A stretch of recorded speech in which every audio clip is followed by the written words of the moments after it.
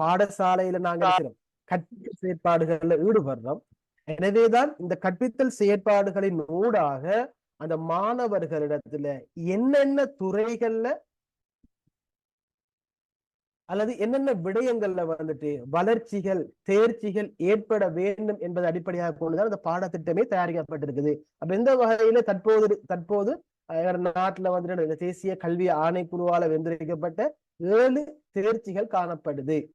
அப்ப அதுல முதலாவது தேர்ச்சி தான் சூழல் தொடர்பான தேர்ச்சி. அதாவது வந்துட்டு எங்கட என்னது பௌதிக சூழல், அதே மாதிரி வந்துட்டு இயற்கை இந்த சகல சூழல்களை உள்ளடக்கின வகையிலான தேர்ச்சி மாணவர்கள்ட்ட ஏற்படும்ன்ற ஒரு விஷயம் வந்துட்டு அங்க எதிர்பார்க்கப்படுது. 2வது வந்துட்டு தொடர்பாடல், அதாவது கம்யூனிகேஷன் ஸ்கில்ஸ். அதாவது வந்து என்னது ஏனையவர்களுடன் தங்களோட கருத்துக்களை பரிமாறிக்கொள்கின்ற, தங்களோட தேவைகளை வெளிப்படுத்துகின்ற, தங்களோட கருத்துக்களை முன்வைக்கின்றது போன்ற தொடர்பாட சம்பந்தப்பட்ட தேர்ச்சிகளை ஏற்படுத்துறதும் அது ஒரு நோக்கமாக இருக்குது. அதே போல சமயமும் ஒழுகலாறும், அதாவது வந்துட்டு சமயம் சார்ந்த விழுமியங்கள், ஒழுக்கங்கள், நல்லாசார தன்மைகள் போன்றவற்றை கடைபிடிக்கணும். அதாவது ஒரு சமூகத்துல வந்து, அதாவது ஒரு நாட்டுல அல்லது ஒரு சமூகத்துல வந்துட்டு ஒரு சிறந்த ஒரு சூழ்நிலையை உருவாக்குறதுக்கு வந்துட்டு சமயத்துல பங்களிப்பு மிக இன்றியமையாதது. எனவேதான் அந்த பிள்ளைகள்கிட்ட ஒழுக்கமான நல்ல நன்மைப்பை பெற்றுத்தரக்கூடிய பெருமானம் சார்ந்த விடயங்கள் வாரத்துக்கு சமயம் சார்ந்த கருத்துக்கள் மிக அவசியமாக இருக்கு. இந்த வகையில வந்துட்டு சமயம் மற்றும் அந்த ஒழுக்கம் சார்ந்த விடயங்களை ஏற்படுத்துற வந்துட்டு ஒரு முக்கியமான ஒரு தேர்ச்சியாக காணப்படுது. அதே போல வந்துட்டு விளையாட்டும் ஓய்வு நேர பயன்பாடும், அதாவது வந்துட்டு அதாவது ஒரு மனிதனை பொறுத்த வரைக்கும் வந்துட்டு அவங்களுக்கு எனது ஓய்வு தேவைப்படும், உடலியல் சார்ந்த பயிற்சிகள் தேவைப்படும். அப்போது என்ன செய்வாங்க, அவங்களோட உளவியல் ரீதியான ஒரு சிறந்த சுமூக நிலையில இருப்பாங்க. அதே மாதிரி உடலுக்கு ஆரோக்கியம் கிடைக்கும், அதே மாதிரி மனசுக்கு சந்தோஷம் கிடைக்கும், அதே மாதிரி அந்த சோர்வுகள் நீங்கும். எனவே இது போன்ற பல்வேறு நன்கள் இருக்கிறதால வந்துட்டு இதுவும் ஒரு முக்கியமான ஒரு தேர்ச்சியாக அங்க காணப்படுது. அடுத்து 5வது வந்துட்டு கற்றலுக்காக கற்றல், அதாவது வந்துட்டு ஒரு விடயத்தை அறிஞ்சு கொள்றதுக்காக வேண்டி, அதாவது மெட்ஸாக இருக்கலாம், சயின்ஸாக இருக்கலாம், அல்லது மொழியாக இருக்கலாம், அல்லது ஒரு புதிய ஒரு விடயமாக இருக்கலாம், எதுவாக இருந்தாலும் ஒரு விஷயம் தெரிஞ்சு கொள்றதுக்காக வேண்டி கற்கிறது வந்துட்டு ஒரு தேர்ச்சியாக காணப்படுது, அல்லது ஒரு நோக்கமாக காணப்படுது. அதே மாதிரி வந்துட்டு வேலை உலகிற்கு தயார் செய்தல், அதாவது இந்த கல்வியினூடாக அந்த மாணவர்கள் தான் எங்களோட நாட்டு எதிர்கால சந்ததிகள், எதிர்கால தலைமுறை அல்லது தலைவர்கள் சொல்லனாங்க. அப்ப அந்த வகையில வந்துட்டு இந்த கல்வியினூடாக அவங்களுக்கு தொழில் ரீதியான பயிற்சிகளை வழங்கி எதிர்காலத்துல வந்துட்டு என்னது அவங்க அந்த எதிர்காலத்தில் இருக்கின்ற அல்லது தற்காலத்தில் இருக்கின்ற அந்த வேலை உலகுக்கு தயார்படுத்துகின்றதும் ஒரு தேர்ச்சியாக நோக்கமாக காணப்படுது. அதே போலதான் வந்துட்டு ஆளுமை விருத்து, அவங்களோட பல்வேறுபட்ட ஆளுமை, அது தொடர்பாடலாக இருக்கலாம், அதே மாதிரி வந்துட்டு அவங்களோட பேச்சாக இருக்கலாம், செய்மடுத்தலாக இருக்கலாம், எழுத்தாக இருக்கலாம், அல்லது இது போன்ற எந்த துறையாக இருந்தாலும் சரி, அது சம்பந்தப்பட்ட அந்த மாணவர்கள் பல்வேறு வகையான தேர்ச்சிகளை அல்லது பல்வேறு வகையான ஆளுமைகளை வந்துட்டு வெளிக்கொண்டு வந்து விருத்தி செய்யறது வந்துட்டு ஒரு நோக்கமா இருக்குது. அப்ப நம்ம ஏற்கனவே ஸ்ட்ரக்சர்ல பார்த்திருந்தோம் வந்துட்டு எம்சிக்கு பகுதியில வந்துட்டு இந்த கற்றல் தேர்ச்சிகள் 7ன்ற விஷயத்தை பார்த்திருந்தோம். அப்ப இந்த 7ம் தான் அந்த விடயங்கள். சம்டைம் உங்களுக்கு என்ன செய்யலாம், இலங்கை தற்போது நடைமுறையில் காணப்படுகின்ற அடிப்படை கற்றல் தேர்ச்சிகள் 2ஐ குறிப்பிடுக, 3ஐ குறிப்பிடுகன்னு சொல்லி போட்டு ஒரு கேள்வி வந்தா 2 இருக்கு, நீங்க தெரிஞ்சிருக்கணும். சரிதானே? அடுத்தது பாருங்க, கல்வி தொடர்பான யுனெஸ்கோவின் 4 தூண்கள், அதாவது என்னது யுனெஸ்கோ, அதாவது ஐநா சபையோட ஒரு முக்கியமான நிறுவனம் தான் வந்து யுனெஸ்கோ வந்துட்டு கல்வி, விஞ்ஞானம், கலாச்சாரம் போன்ற பல்வேறு விடயங்களுக்காக வேண்டிய ஐநா சபையால உருவாக்கப்பட்டு நடத்தப்பட்டு வருகின்ற ஒரு அமைப்பாக காணப்படுது. அப்ப இந்த வகையில வந்துட்டு இந்த கல்வி தொடர்பாக அந்த யுனெஸ்கோ நிறுவனத்தால பிரதானமாக 4 விடயங்கள் வலியுறுத்தப்படுது. சம்டைம் வந்து நம்மளோட பேப்பர்ல ஒரு கேள்வி வரலாம் வந்துட்டு கல்வியின் பொதுவான நோக்கங்கள் 2 குறிப்பிடுக, அல்லது கல்வியின் நோக்கங்கள் 2 குறிப்பிடுகன்னு சொல்லலாம், கேள்வி வரலாம். அப்படி வந்தாலும் நீங்க என்ன சொல்லலாம், இந்த விடையை எழுதி வைக்கலாம். இல்லை அது முதலாவது பாருங்க, அறிவதற்காக கற்றல், அதாவது நாங்க ஒரு விடயத்தை அறிஞ்சு கொள்றதுக்காக வேண்டி கற்கிறது, இது ஒரு நோக்கம் தான், தூண்கள்ல ஒன்றும் தான். 2வது வந்துட்டு ஒரு விடயத்தை செய்யறதுக்காக வேண்டி பிராக்டிக்கலாக வந்துட்டு உதாரணமா பாருங்க, இப்ப நம்ம என்ன செய்வோம் வந்துட்டு, அதாவது ஏதாவது ஒரு ஐசிடி பாடத்துல நாங்க என்ன செய்வோம்னா ஒரு லேப்டாப்பையோ அல்லது ஒரு சிபியோ செய்வோம், கலட்டி என்ன செய்வோம் பார்ட்ஸ் நம்ம பூட்டி பார்ப்போம். அப்ப என்னதுக்காக வேண்டி நம்ம எதிர்காலத்துல அதே மாதிரி செய்யறதுக்காக வேண்டி நாங்க என்ன செய்யறோம், விஷயத்தை வந்துட்டு படிக்கும். எனவேதான் செயலாற்றுவதற்காக கற்றல்ன்றது வந்துட்டு 2வது தூணாக காணப்படுது. 3வது வந்துட்டு வாழக்கற்றல், சமூகத்துல பல்வேறு தரப்பினர் காணப்படும், பல்வேறு சமூகங்கள் காணப்படும், வெவ்வேறு மதங்கள் காணப்படும், வெவ்வேறு இனங்கள் காணப்படும், வெவ்வேறு மொழி பேசுற மக்கள், வெவ்வேறு தன்மையுடைய கோபம் வாராக்கள், அதே மாதிரி நிதானமா இருக்கிறார்கள், இப்படி பல்வேறு வகையான மக்கள் இருப்பாங்க. எனவேதான் இப்படியான ஒரு பன்மைத்துவம் கொண்ட சமூகத்துல அல்லது வந்துட்டு சில இறுக்கமான என்னது பழக்கவர்கள் பின்பற்றுகின்ற ஒரு சமூகத்துல நாங்க வந்து எப்படி வாழ்ற, அதாவது வந்துட்டு அவங்களோட எப்படி இணைந்து செயலாற்ற, அந்த மாதிரி விஷயங்கள் அந்த மாதிரி விஷயங்களை படிக்கிறது வந்துட்டு ஒரு நோக்கமாக காணப்படுது. யுனெஸ்கோட ஒரு தூணாகவும் அது கருதப்படுது. அடுத்து வந்துட்டு 4வது இணைந்து வாழ கற்றல். அதாவது முதலாவது நாம அவங்களோட எப்படி அவங்க அனுசரிச்சு வாழ்ற ஒரு விஷயம். 2வது வந்துட்டு அவங்களோட சேர்ந்து அதாவது வந்துட்டு நம்மட விருப்பமும் அவங்களோட விருப்பமும் என்ன செய்ய ஒரே மாதிரி இருக்காது. எங்கட நோக்கமும் அவங்களோட நோக்கமும் ஒரே மாதிரி இருக்காது. எங்கட பார்வையும் அவங்களோட பார்வையும் ஒரே மாதிரி இருக்காது. இருந்தாலும் நாங்க என்ன செய்யணும், கொடுப்புகளை செய்யணும். அதே மாதிரி அவங்களோட சில விஷயங்கள் நாங்க மதிச்சு செய்யணும். உதாரணமா அவன மதம் சார்ந்த கலாச்சாரம் சார்ந்த விளிம்பியங்கள் நாங்க மதிக்கிறோம். எனவேதான் இப்படி ஏனையாக்களோட இணைந்து வாழ்றது, குடும்பமாக இருந்தாலும் சரி, உறவினராக இருந்தாலும் சரி, அந்நிய சமூகங்களாக இருந்தாலும் சரி. எனவேதான் இது 4ம் தான் கல்வி தொடர்பான யுனெஸ்கோட 4 தூண்களாக வெளிப்படுத்தப்பட்டிருக்கக்கூடிய முக்கியமான விஷயங்கள். சம்டைம் இதை பத்தியும் கடந்த காலங்களில் கேள்வி வந்திருக்குது. அல்லது என்ன செய்யலாம், உங்களுக்கு கல்வியிட பொதுவான நோக்கங்களை பத்தி கேட்டு வந்தாலும் நீங்க இதை எழுதி கொள்ளலாம். சரிதானே? அடுத்தது பாருங்க, கல்வி வழங்கப்படுற பிரதானமான முறைகள். அப்ப நம்மளுக்கு எல்லாருக்கும் தெரியும், படிக்கிறேன்னு தெரியும், நான் கல்வி கற்கிறேன்னு தெரியும், கல்வி கற்பிக்கிறேன்னு தெரியும். அப்ப இந்த வகையில வந்து கல்வி பிரதானமாக என்னென்ன முறைகள்ல கற்பிக்கப்படுது அல்லது வழங்கப்படுதுன்னு பார்ப்போம். அதுல முதலாவது வந்துட்டு முறைசார் கல்வி. அதாவது ஆங்கிலத்துல வந்துட்டு ஃபார்மல் எஜுகேஷன் சொல்லுவாங்க. அதாவது வந்துட்டு முறையான பாடசாலைகளூடாக, முறையான பல்கலைக்கழகங்களூடாக, ஒரு முறையான பாடத்திட்டத்தின் அடிப்படையில, ஒரு முறையான இடத்துல, ஒரு முறையான சிலபஸின் அடிப்படையில வந்துட்டு ஒரு பயிற்றப்பட்ட ஆசிரியர்கள் அடிப்படையாக கொண்டு அல்லது பயிற்றப்பட்ட தரப்பின் அடிப்படையாக கொண்டு வழங்கப்படுகின்ற கல்விதான் முறைசார் கல்வி. அதாவது முறையான வகையில் வழங்கப்படுகின்ற கல்வி.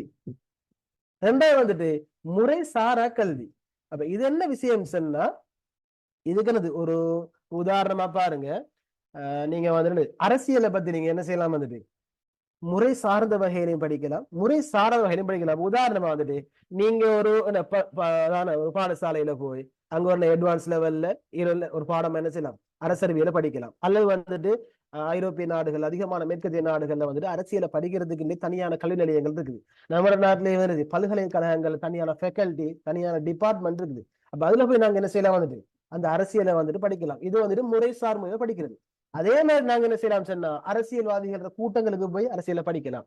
அதே மாதிரி இந்த அரசியல்வாதிகள உரையை நாங்க என்ன ரேடியோவில் அல்லது வானொலியில, இணையதளங்கள்ல, சோசியல் மீடியாவில கேட்டு படிக்கலாம். அல்லது என்ன சொல்லலாம், இந்த போஸ்டர்கள் அடிச்சிருப்பாங்க. அதே மாதிரி வந்து என்ன எலெக்ஷன் டைம்ல வந்துட்டு அவங்க அந்த என்னது எதிர்கால திட்டங்கள் அடங்கின கையேடுகளை கொடுப்பாங்க.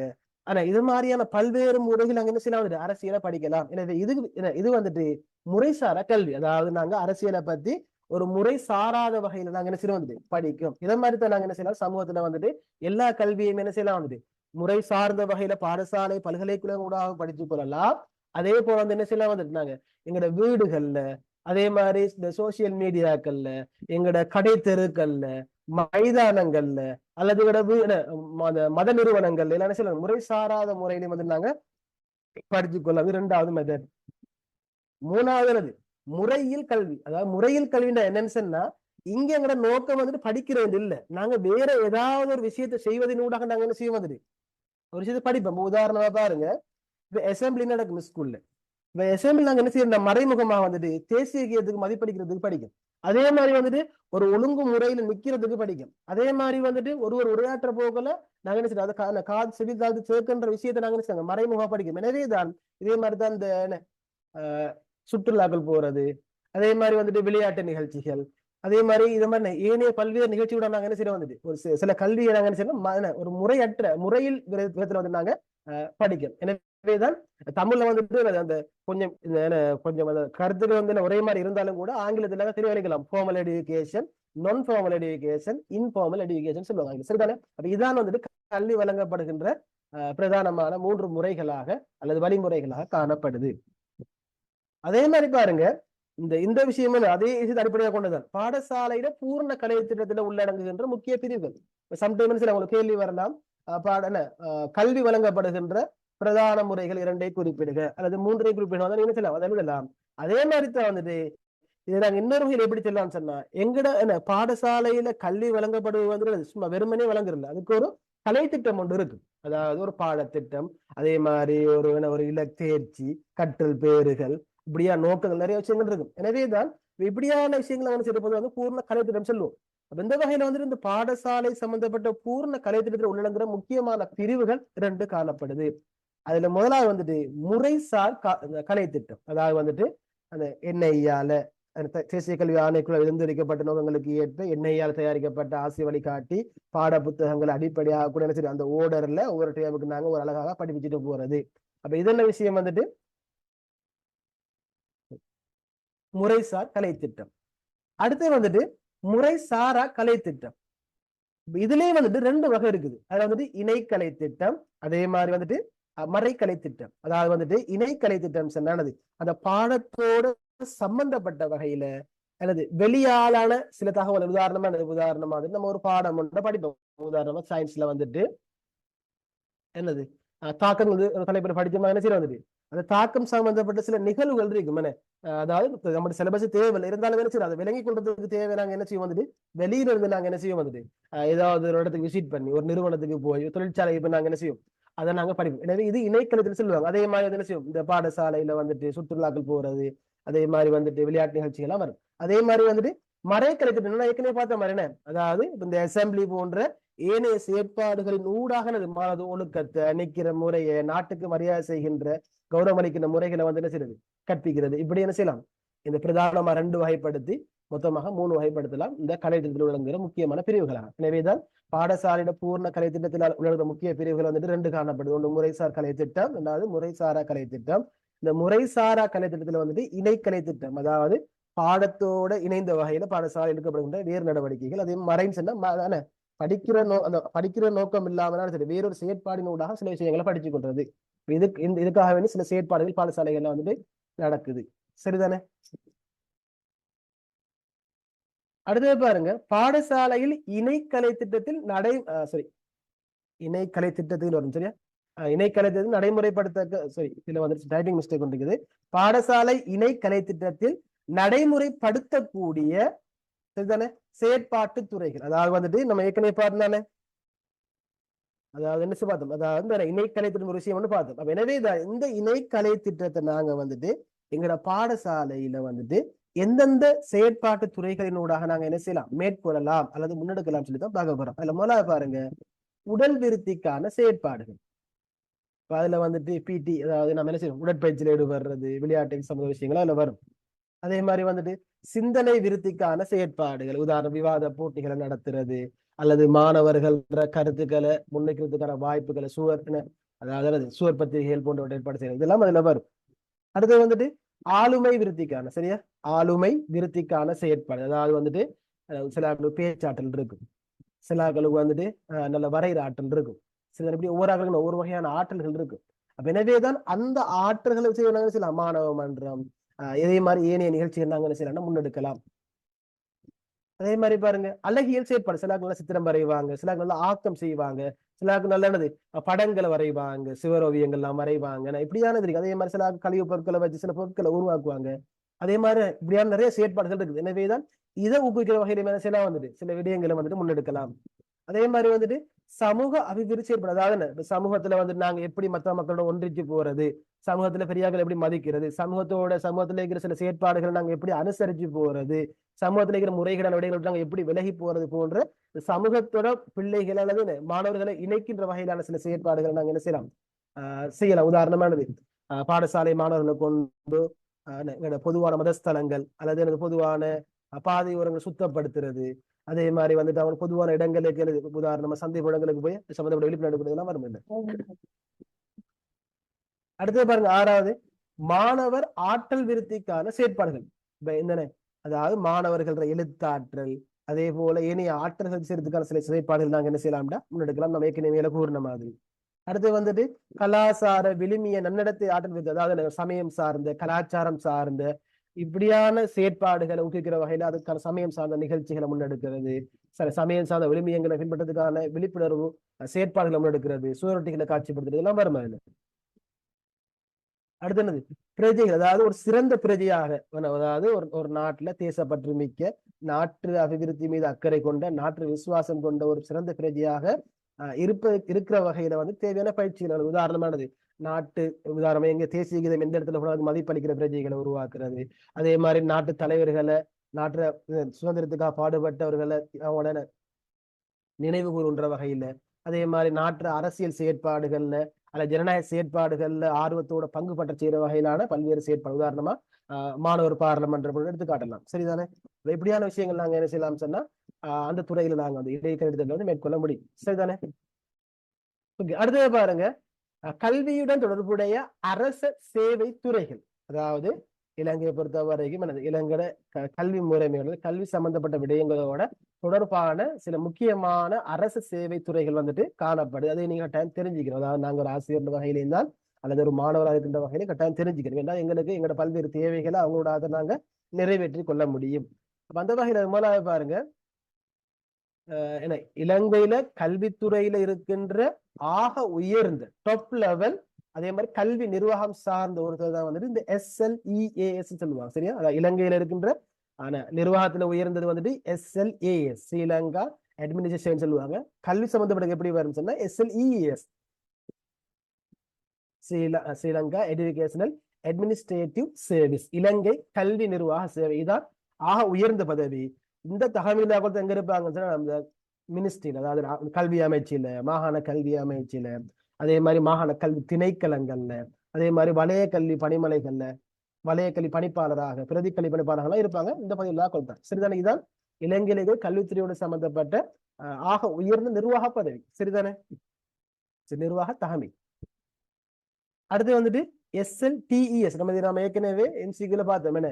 ஸ்ரீலங்கா டீச்சர் எஜுகேட்டர் சர்வீஸ், அதாவது வந்துட்டு ஆசிரியர்களை பயிற்றுவிக்கின்ற, ஆசிரியர்களை ஆசிரியர் தேவையான கட்டமைப்பு வழங்கி அவர்களை ஆசிரியர்களாக மாற்றுகின்ற கல்வியற் கல்லூரிகள், ஆசிரியர் பயிற்சி கலாசாலைகள் போன்றவற்றில கற்பித்தல் பணிகள்ல விரிவுரை பணிகள் ஈடுபடுறதாக தான் இந்த செய்தியில வருவாங்க. அதுல யார் வருவாங்கன்னா இலங்கை, இவங்க தமிழ்ல சொல்ற வந்துட்டு இலங்கை ஆசிரியர் கல்வியலாளர் சேவைன்னு சொல்லும். ஸ்ரீலங்கா டீச்சர் எஜுகேட்டர் சர்வீஸ், இது அதுக்கு அடுத்த கட்டத்துல இருக்குது. அதே போல வந்துட்டு அதுக்கடுத்த கட்டத்துல வந்துட்டு SLPS, உங்களுக்கு தெரியும் என்ன? அதாவது principal mark, Sri Lanka principal service, Ilankai அதிபர் சேவை. இது 3வது கேட்டகரியில இருக்கும். அடுத்து 4வது கேட்டகரியில வந்துட்டு 4வது கேட்டகரியில வந்து இருக்கும் வந்துட்டு SLTAS ஒன்று இருக்கு. சரியான? ஸ்ரீலங்கா டீச்சர் அட்வைசர் சர்வீஸ் சொல்லி போட்டு, அதாவது வந்துட்டு இலங்கை ஆசிரியர் ஆலோசகர் சேவைன்னு ஒன்று இருக்குது. அதாவது நீங்க சொல்லுவாங்க ஊர்ல ISன்னு சொல்லுவாங்க, கேள்விப்பட்டிருப்பீங்க நீங்க. அதாவது இந்த பாடசாலைகளுக்கு சென்று அங்க இருக்கின்ற என்ன பாடசாலைகள் கற்பித்தல் பணிகள் எப்படி போகுது, பாடங்கள் முடிக்கப்படுகிறாங்க போன்றவற்றை கண்காணிக்கிறார்கள் தான். எனவே அவங்க 4வது கேட்டகரியில் வருவாங்க. 5வதா வந்துட்டு SLTS, ஸ்ரீலங்கா டீச்சர் சர்வீஸ், அதாவது இலங்கை ஆசிரியர் சேவை. அப்ப அதை நோட் பண்ணிக்கொள்ளுங்க, SLTAS என்ற விஷயத்தையும். சரிதானே? அப்ப இவங்க யாரு? ஆசிரியர் சேவையில இருக்கிறாங்க. உதாரணமா நீங்களும் என்ன செய்வீங்க, இந்த போட்டி பரீட்சையில சித்தி அடைஞ்சு நீங்க இந்த ஆசிரியர் சேவை உள்வாங்கப்பட்டா அந்த குறிப்பிட்ட 5 வருட காலத்துக்குள்ள தகுதியை பூர்த்தி நீங்க சேவைக்கு உள்வாங்கப்படுவீங்க. அந்த சேவைக்கு பேரை வந்துட்டு SLTS. சரிதானே? அடுத்தது பாருங்க, கல்வித்துறை பதவி ஒழுங்குகள். அதாவது அலுவலக கல்விசார் பதவி நிலைகள். அதாவது அந்த கல்வித்துறையை பொறுத்த வரைக்கும் ஒரு நிறுவனத்தை எடுத்து நிறுவனம் என்ற வகையில வந்துட்டு அங்க என்னென்ன படிநிலைகள்ல அந்த பதவிகள் காணப்படுகிறது பார்க்க போறோம்.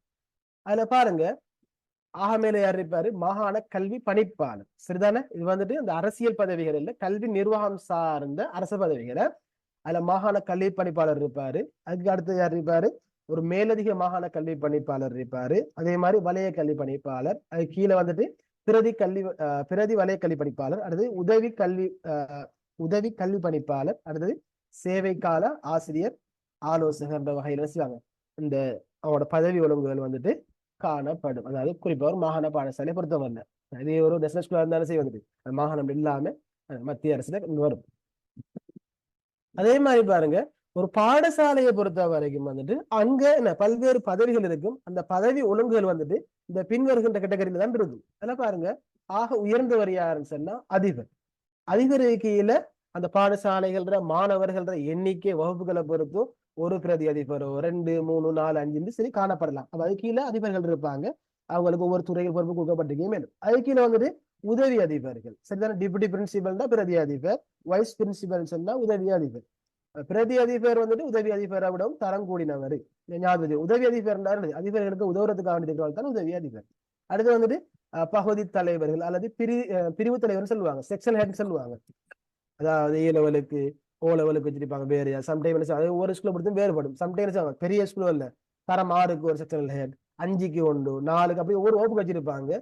சிஎஸ் ஸ்கூலா இருந்தாலும் செய்வாங்க, ஏ லெவலுக்கு ஒன்று, செகண்டரிக்கு ஒன்று, பிரைமரி கூட வச்சிருப்பாங்க. சம்டைம் என்ன செய்வாங்க, ஒரு நடுத்தரமான ஸ்கூல்ஸ் என்ன 6 தொடக்கம் 9க்கு அல்லது 6 தொடக்கம் 8க்கு ஒரு செக்ஷன் அப்படி வச்சிருப்பாங்க. ஒரு ஸ்கூலை பொறுத்த மாதிரி வேறுபடும். சரிதானே?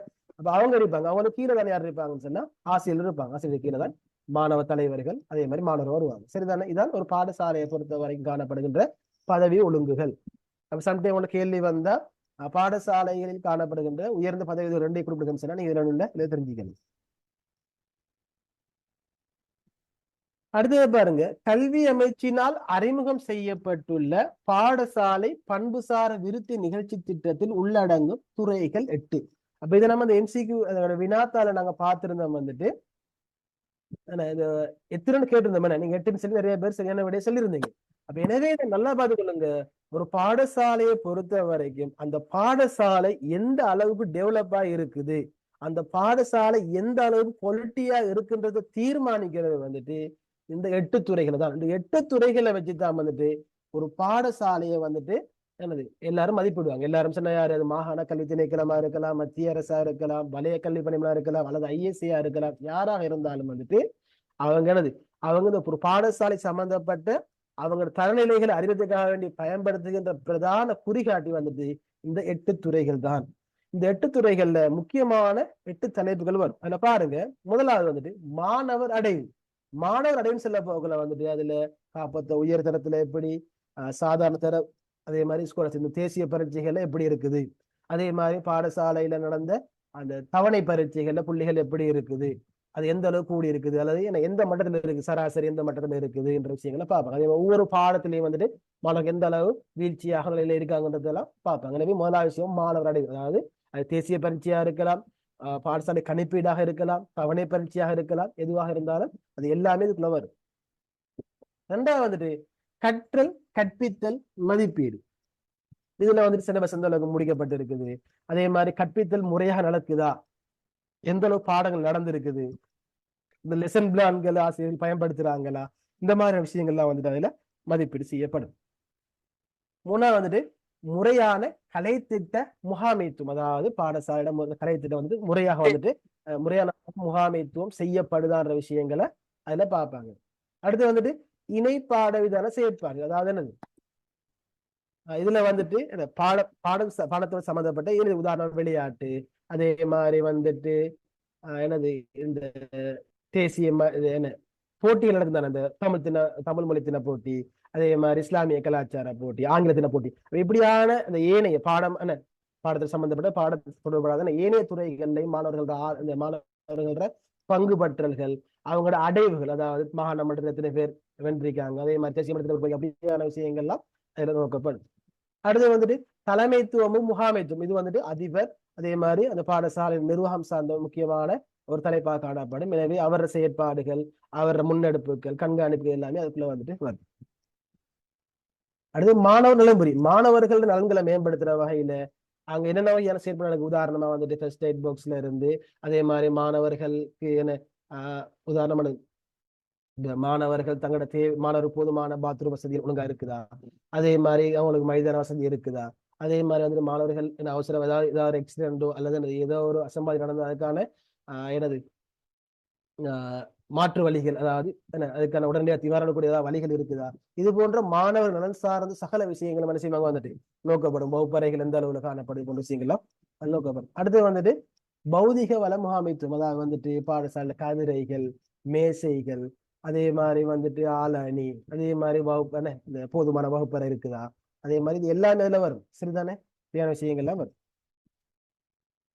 அடுத்து வந்துட்டு பாடசாலை, அதாவது பாடசாலைக்கும் அந்த ஊர் பாடசாலை சார்ந்திருக்கின்ற ஊர் அல்லது சமூகத்துக்கும் இடையிலான தொடர்பு எந்த வகையில காணப்படுது, அடிக்கடி பேரண்ட்ஸ் மீட்டிங் நடக்குதா, பெற்றார் ஒத்துழைப்புகள் பூர்ணமா கிடைக்குதா, எஸ்டிசி எந்த அளவுக்கு தொடர்பா இருக்குது, இது போன்ற விஷயங்கள்லாம் வந்துட்டு அதுக்குள்ள உள்ளடங்கும். எனவேதான் இந்த 8 விடயங்களும் தான் ஒரு பாடசாலை சம்பந்தப்பட்ட என்னது அடைவு மட்டங்கள் பாடசாலை சம்பந்தப்பட்ட நிலையை அறிஞ்சு கொள்றதுக்காக வேண்டி ஆய்வுக்கு உட்படுத்தப்படுகின்ற அல்லது பரிசீலனைக்கு உட்படுத்தப்படுகின்ற முக்கிய 8 துறைகளாக வந்துட்டு காணப்படும். எனவே இதுல பெரும்பாலும் கேள்விகள் வர்றதுக்கான வாய்ப்புகள் இருக்குது. அப்ப அதையும் நீங்க ஞாபகத்துல வச்சுக்கொள்ளுங்க. ஓகே, இப்ப நம்ம ஒரு 7 விஷயம் பார்த்துருக்கோம். இதுவரைக்கும் பார்த்ததுல ஏதாவது சந்தேகங்கள் இருந்தா கேட்டுக்கணும். நான் மட்டுமே காய்ச்சிட்டு போறேன் போரிங்கா இருக்கும் உங்களுக்கு. எனவே ஒரு 5 minutes டைம் தாரன். நம்ம இப்ப பார்ட்னர் விஷயம் இந்த விடயங்களுக்குள்ள ஏதாவது சந்தேகங்கள் ஏதாவது இருக்குதா?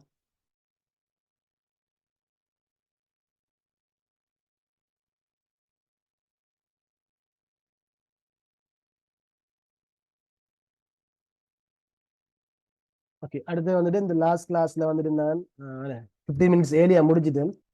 ஒன்று வந்துட்டு டைம் கன்ஃபியூஷன் ஆயிட்டு. அதாவது இன்னொரு கிளாஸ் வந்து இருக்குது, அது 8:30க்கு ஆரம்பிச்சு 9:30க்கு முடிகிறது. எனக்கு ஞாபகத்தில் ஒன்று. ரெண்டாவது கிளைமேட் கொஞ்சம் சிக்கலா இருந்து அதனால முடிச்சுட்டு. எனவே நீங்க பயப்பட தேவையில்லை. ரிசீவ் அந்த டைம் தான் வேற டைம் கவர் பண்ணுவேன். உங்களுக்கு குறைஞ்சது 4 hour நடக்கும். சம்டைம் அரை ஹவர்ல நான் பெருசில் கிளாஸ் முடிஞ்சாலும் கூட உங்களுக்கு டைம் ஃபுல்லா கவர் ஆகும். சரிதானே? எக்ஸ்ட்ரா கிளாஸ் போட்டு சரியாத நான் கவர் பண்ணுவேன். அதில் சேர்த்து வரல.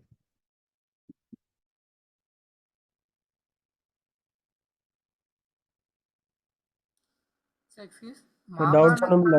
ஓகே சார், மாகாண கல்வி பணிப்பாளர் பத்தி சொல்லியிருந்தீங்க தானே சார்? அந்த கல்வி அந்த செயலாளர் அப்படின்னு ஒரு போஸ்டிங் வராதா சார்? அப்ப நீங்க காலேஜ் இடையில கொஞ்சம் கட் ஆயிட்டு திருப்பி சொல்லலுமா? இல்ல சார், இந்த கல்வி பதவி ஒழுங்குகள் சொன்னீங்க தானே? ஆமா, அதுல இந்த மாகாண கல்வி பணிப்பாளர் தான் முதல்ல சொன்னீங்க சார். அதை விட பெரிய போஸ்டிங் ஒன்று அதுல இருக்கான்னு கேட்டேன். உண்மையிலே வந்துட்டு அமைச்சின் செயலாளருக்காக தானே அவருக்கும் இருக்குது, அமைச்சருக்கும் அதிகம். ஆனா அவங்க யாருன்னா அரசியல் சார்ந்தா இருக்கும். இதுல நாம பார்த்த யாருன்னு சொன்னா கவர்மெண்ட் ஸ்டாஃப், அரசு சேவைத்துறை. உதாரணமா வந்து என்னது அரசு சேவைத்துறை யாருன்னு சொன்னா ஏதாவது ஒரு தகுதியின் அடிப்படையில நியமிக்கப்பட்டு அவர் என்ன செய்வார், பதவிக்கான முடிவு வரைக்கும் பதவியில் இருப்பாரு. ஆனா என்ன செய்வார், அமைச்சர் என்ன நடந்தா அவங்க என்ன செய்வார், அவங்களோட அந்த ஆட்சி மாறினா அவங்க மாற்றப்படுவாங்க. அப்ப அவங்க வந்து என்னது அந்த கல்வி அமைச்சருக்கான அதிகாரம் அவங்களுக்கு இருந்தாலும் அவனோட அதிகாரம் வந்து குறிப்பிட்ட காலம் தான். ஆனா இவங்க அரசு அதிகாரி வச்சு பார்க்க போகல ஆக ஒரு அதிகாரம் அவங்களுக்கு தண்டுறது யாருக்கு, பணிப்பாளருக்கு. சில விஷயம் விளங்கிட்டு அவங்களுக்கு. Okay sir, okay. ஆனா இந்த கல்வி அமைச்சு செயலாளர் அப்படின்னு ஒரு போஸ்டிங் இருக்குதா சார்? ஓமம், அது வந்துட்டு கல்வி அமைச்சு உதாரணம் பாருங்க, ஜனாதிபதி செயலாளர் இருப்பாரு தானே. ஜனாதிபதிக்கு அடுத்த விடையில் உண்மையிலே வந்துட்டு ஜனாதிபதியில் அதிகமான விடயங்கள் தீர்மானிக்கிறது யாருன்னா ஜனாதிபதி செயலாளர். ஆனா செயலாளரை யார் நியமிக்கிறது, ஜனாதிபதி நியமிக்கிறது. அப்ப ஜனாதிபதி பதவி விட்டு போனோன்னு நினைச்சிருவாருன்னா அவரும் பெரும்பாலும் பேத்துருவாரு. அதே மாதிரிதான் நீங்க இங்க வந்து கல்வி அமைச்சரா இருந்தாருன்னு சொன்னா அந்த கல்வி அமைச்சரை செயலாளர் என்ன கல்வி அமைச்சர் யாரை நியமிப்பார், தனக்கு விசுவாசமான அல்லது தனக்கு தேவையான தானே செய்வார், கல்வி அமைச்சரை நியமிப்பாரு. ஒரு 5 வருஷத்துலயோ 4 வருஷத்துல செய்வாருன்னா கல்வி அமைச்சர் மாறிடுவாரு, மாறினா செயலாளரும் மாறிடுவாரு. அப்ப அது வந்து என்னதுன்னு சொன்னா அது அரசு அதிகாரி இல்ல. அவர் உண்மையிலே ஒரு கவர்மெண்ட் சேவனா இருந்தாலும் வந்துட்டு அரசு சேவைத்துறை சார்ந்த ஒரு அதிகாரி இல்லை. ஆனா ஒரு படிப்பாளர் அப்படி இல்லை. அவர் என்ன செய்வார், அவர் பென்ஷன் வரங்காட்டி என்ன செய்வார், அந்த பதவியில் எடுப்பார். அவருக்கு அரசாங்கத்தில் அவர் தகுதியின் அடிப்படையில் ப்ரொமோஷன் கிடைக்கும், சம்பளம் எல்லாம் கிடைச்சிட்டு இருக்கும். அப்ப எனவேதான் அந்த செயலாளர் வந்துட்டு பணிப்பாளரை விட அதிகாரம் கூடினவர் தான் உண்மையிலே. ஆனா அரசு அதிகாரிகள் வரப்போ, கவர்மெண்ட் ஸ்டாஃப் வரப்போக்குள்ள அவர் அதுல வர மாட்டாரு. Okay sir, okay, clear. Okay okay, வேற ஏதாவது?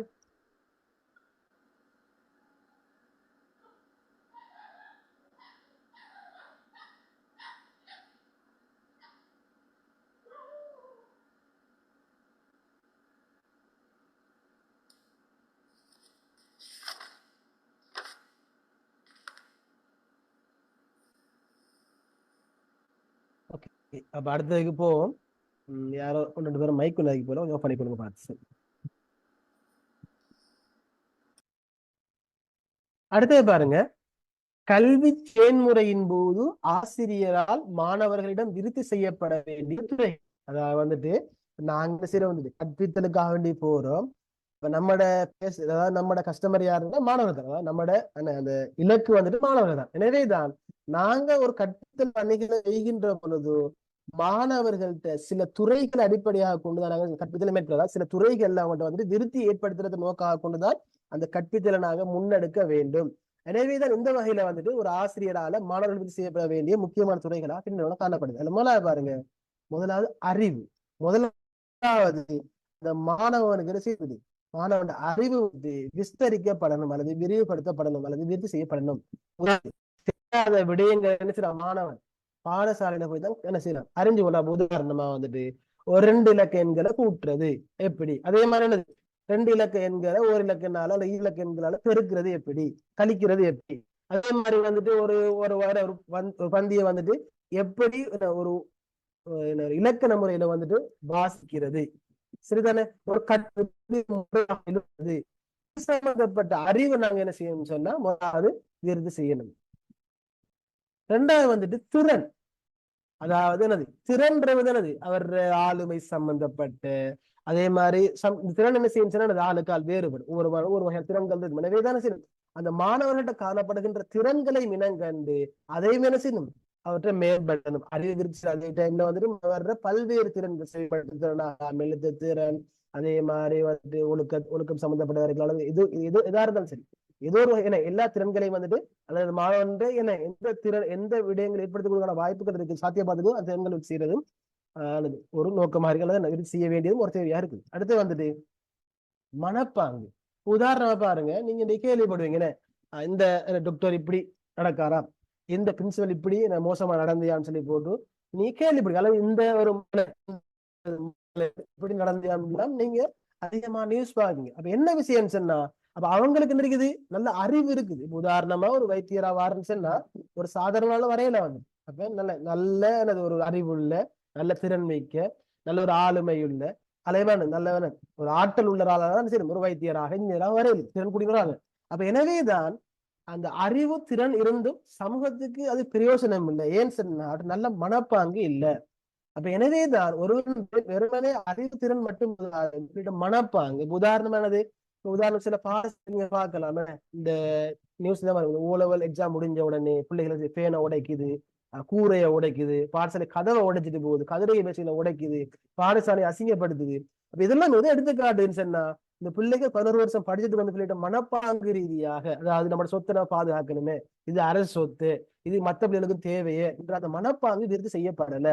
அப்ப எனவே தான் மிக முக்கியமான செய்கின்ற அந்த அறிவு திறன் வளர்க்கப்படுகின்ற அதே நேரத்துல வந்துட்டு அந்த பிள்ளைகள் மனப்பாங்கு ரீதியாக அதாவது குப்பை கடந்தா அரிசி போய் டஸ்ட்பின்ல போட்டுட்டு போகணும், அதே மாதிரி பாடசாலை சொத்துக்களை சேதம் விளைவிக்க கூடாது, அதே மாதிரி வந்துட்டு பெரியார்களுக்கு நாங்க என்ன செய்யணும் மரியாதை காட்டணும், சிறியவர்களுக்கு நாங்க என்ன செய்யணும் அன்பு காட்டணும், பெற்றோரை வந்துட்டு மதிக்கணும், சமூகத்துல பெரியாருக்கு மதிப்பு கொடுக்கின்ற அந்த மனப்பாங்கை நாங்க என்ன செய்யணும் வந்துட்டு பிள்ளைகளுக்கு வழங்கணும். எனவேதான் ஒரு கல்வி செயல்முறையின் போது இந்த 3 திறன்களையும் அடிப்படையாக கொண்டு சரிதானே. அடுத்தது பாருங்க கல்வியின் தொடர்புடைய அமைச்சுக்கள். இலங்கையில உங்களுக்கு தெரியும் பல்வேறு அமைச்சுக்கள் இருக்குது. கால சில புதிய அமைச்சுக்கள் உருவாகும், பழைய அமைச்சுக்கள் இல்லாம செய்யப்படும். இருந்தாலும் பொதுவான வகையில வந்துட்டு இந்த கல்வியோட சம்பந்தப்பட்ட வகையில இலங்கையில சில முக்கியமான அமைச்சுகள் காணப்படுது. ரெண்டு பார்ப்போம். அதுல முதல்ல உங்களுக்கு எல்லாரும் தெரியுமானது கல்வி அமைச்சு, அது உயர்கல்வி அமைச்சு. அதாவது வந்துட்டு ஏதோல் கற்கைக்கு பின்னரான குறிப்பாக பல்கலைக்கழக அல்லது என்னது தொழில்சார் கற்கைகள் அடிப்படையாக கொண்ட கல்வி அமைச்சர் ஒரு பிரிவாக தான் இப்போதைக்கு காணப்படுது. சரிதானே. இது ஒரு தனி அமைச்சாக இல்லை, சம்டைம் தனி அமைச்சா பிரிக்கப்பட்டும் இருக்குது, சில டைம் என்ன செய்யும் இன்னொரு அமைச்சர் சேர்த்து கொடுக்கப்பட்டும் இருக்குது. அடுத்து வந்துட்டு இளைஞர் விவகாரம் மற்றும் திறன்கள் விருத்தி அமைச்சு. சரிதானே. இவங்க என்ன செய்வாங்க இளைஞர்கள் அடிப்படையாக கொண்டு பல்வேறு ஒகேஷனல் தொழில்சார் கற்கைகள்ல வந்துட்டு அல்லது 3ஆம் நிலை கற்கைகளை வந்துட்டு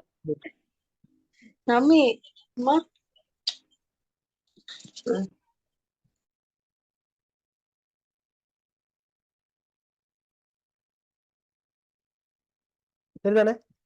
அப்ப என்ன செய்வாங்க வந்துட்டு இவங்களும் வந்துட்டு பல்வேறு கற்கை நெறிகளை அதே மாதிரி பல்வேறு என்ன கற்று சேர்த்துட்டங்களை வந்து உங்களுக்கு காணப்படும். எனவேதான் இந்த வகையில வந்துட்டு கல்வி அமைச்சோட முக்கியமான அமைச்சுக்கு 3 தான்.